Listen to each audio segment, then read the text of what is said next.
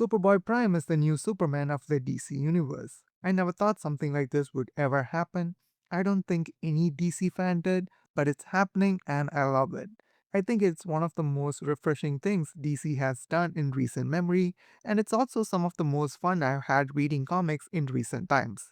There is just something about how flippant and arrogant Prime is while also trying to be a hero that makes him feel like such a charming and hilarious presence. It was not too long ago that Superboy Prime was regarded as one of DC's most notorious supervillains. He was an overpowered version of Superman who came from a world that resembled our own more than any fictional DC universe. He started out as a hero during the epic Crisis on Infinite Earths crossover, where he aided Superman and other heroes in defeating the Anti Monitor. He sadly faced the destruction of his own world, and as a result, he had no home to return to after the crisis ended. He was turned into a villain during Infinite Crisis, where he was very much written as a representation of toxic fandom unable to accept change. He would go on and on about how the DC universe had become darker and how the heroes had become less heroic compared to the version of the DC universe he grew up reading. He wanted to bring back the innocence of the pre crisis era.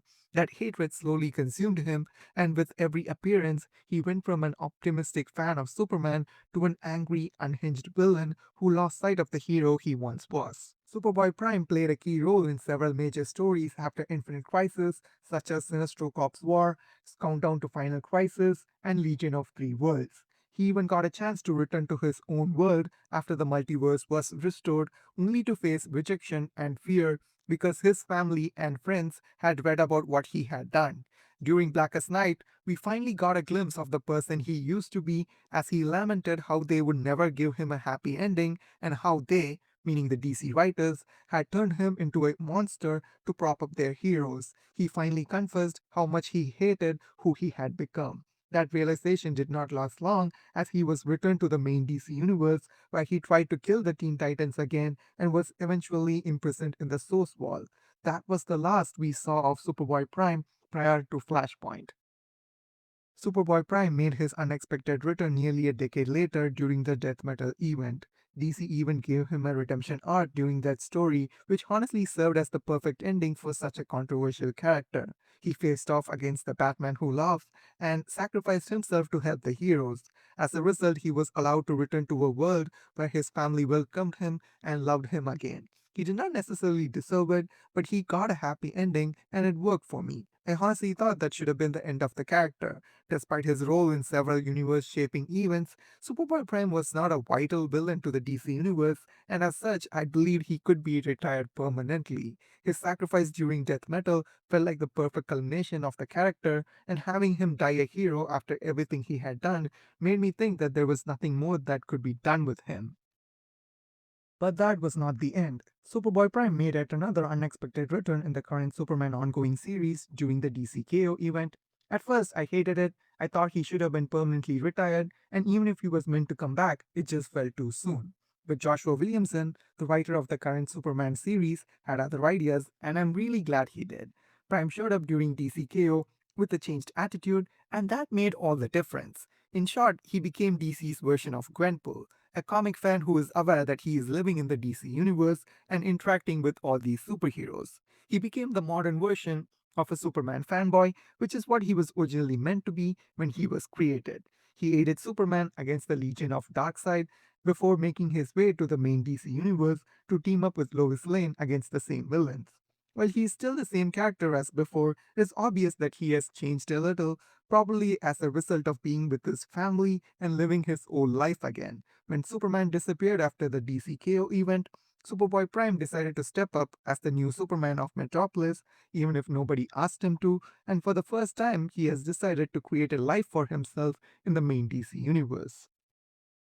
Superboy Prime being the new Superman has been such a genuinely intriguing status quo. It has been so entertaining watching Prime slowly figure out how to be a hero, how to be Superman, and how to build a normal life for himself in the DC universe.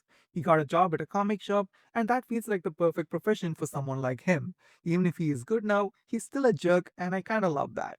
He's cheesy, he has no filter, he says the most insane things to the people of the DC universe. He's portrayed as such a cocky little prick, but it is done in such a charming way that you cannot help but enjoy it.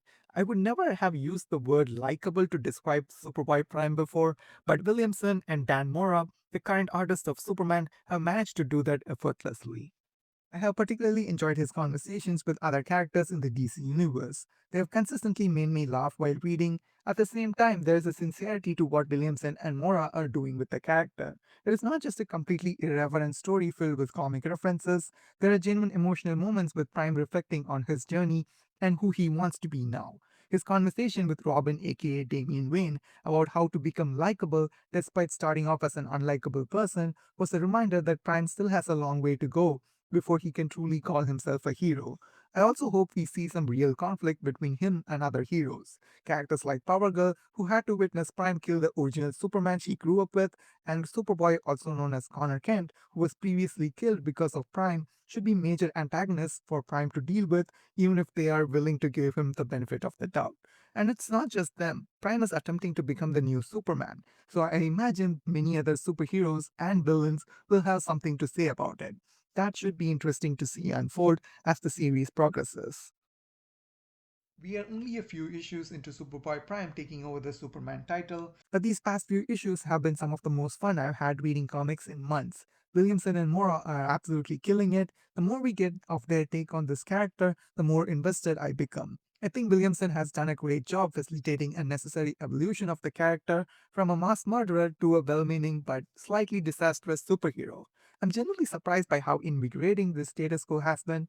I've always been a huge fan of legacy characters in different forms, so I tend to enjoy Mandel swaps more than most people. This is the shake-up the Superman title needed, in my opinion.